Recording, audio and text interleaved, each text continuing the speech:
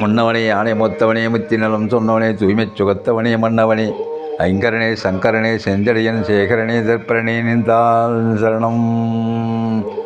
உலகலாம் உணர்ந்தோதற்கரியவன் நிலவுலாவிய நிர்மல வேணியன் அழகில் சோதிய நம்பலத்தாழ்வான் மலர் சிலம்படி வைத்து வாழ்த்தி வணங்கிடுவோம். வான்முகில் வளாது பெய்க மணிவளம் சுரக்க மன்னன் கோன்முறை அரசு செய்க குறைவில்லாது ஈர்கள் வாழ்க நான் மறை அறங்கள் ஓங்க நற்றமிழ் வேள்வி மல்க மேன்மிகள் சைவ நீதி விளங்குக உலகமெலாம். ஓம் ஆன்மீக மெய்யன்பர்களே, இன்று பெரிய புராணத்திலிருந்து நல்லூரில் சூட்டிய திருவடி என்ற தலைப்பில் இப்பதிவினை உங்களுக்கு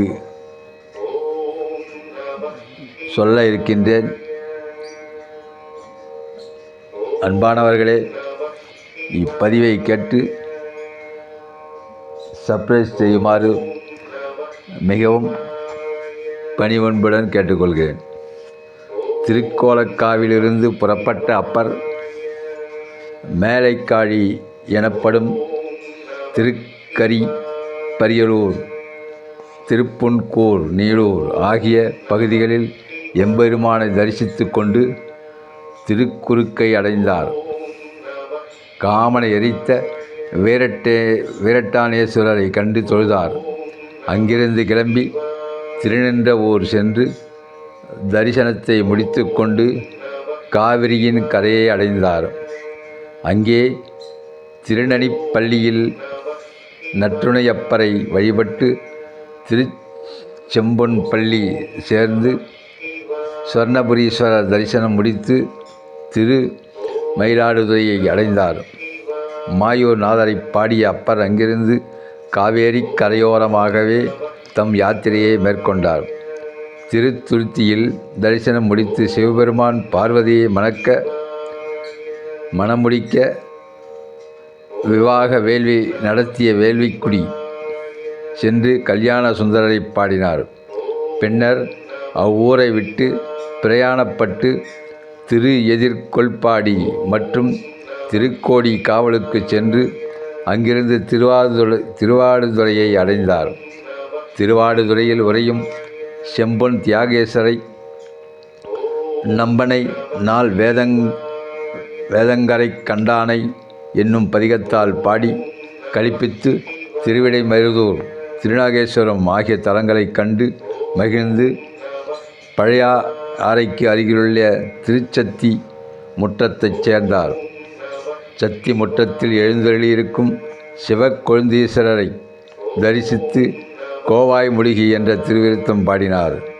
ஐயனே, வயோதிகத்தால் உடல் தளர்ந்து வாய் பேச முடியாது போய் குழறத் தொடங்கி கூற்றுவன் வந்து என்னை அணைப்பதற்கு முன்பு உன் திருவடியை என் மேனியில் சூட்டு விக்க மாட்டாயா?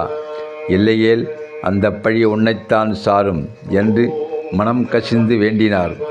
இறைவன் அவருக்கு திருவருள் புரிய எண்ணினார் போலும். அப்பனே, நல்லூருக்கு வா என்று அசரீரியாக அழைத்தார். இறைவனின் கட்டளையை பணிந்து ஏற்றுக்கொண்ட அப்பர் அவ்வூரை விட்டு புறப்பட்டு திருநல்லூர் போய் சேர்ந்தார். ஆலயத்துள் சென்று பெரியாண்டேஸ்வரரை தரிசித்து சன்னிதானத்தில் நமஸ்கரிக்கும் போது எம்பெருமான் திருச்சத்தி முற்றத்திலே அவருக்கு கொடுத்த வார்த்தையை நிறைவேற்றினார். பகவான் தமது திருவடியை அப்பரின் தலைமையில் வைத்து அருளினார். நாவுக்கரசரின் மேனி சிரித்தது.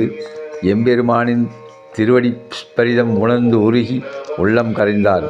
கண்கள் இரண்டும் ஆனந்த வாரியை பெருக்கின. நினைந்துருகு மடியாரை என்ற திருத்தாண்டகத்தால் பகவானை பாடி மகிழ்ந்தார். நல்லூரை விட்டு சென்ற அப்பரின் கால்கள் எழவில்லை.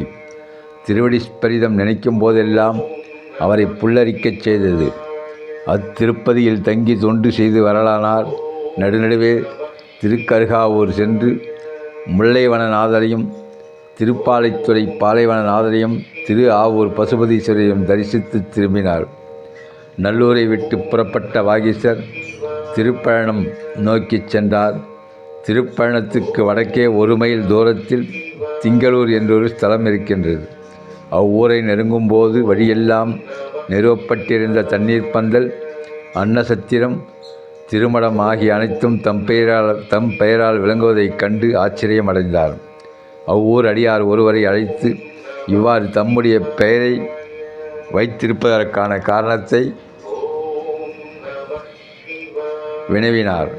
திங்களூரிலே அப்போதி அடிகள் என்ற சிவனடியார் இருந்து வந்தார்.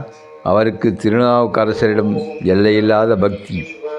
ஆகவே அவர் தாம் மேற்கொண்ட திருப்பணிகள் அனைத்தும் திருநாவுக்கரசர் பெயராலேயே நடக்கச் செய்தார். அப்போதைய அடிகள் அபரீத அன்பை கேள்வியுற்று வியந்த வாசீகப் பெருமான் அவரை காண விரும்பி அவர் மனைக்குச் சென்றார். அதற்குள் அடிகளாரே நாவுக்கரசரின் வருகையை கேள்விப்பட்டு அவரை எதிர்கொண்டு வணங்கி திருவமுது செய்விக்க தம் இல்லத்துக்கு அழைத்துச் சென்றார். அறுசுவை உணவை உண்டி தயாராகிறது.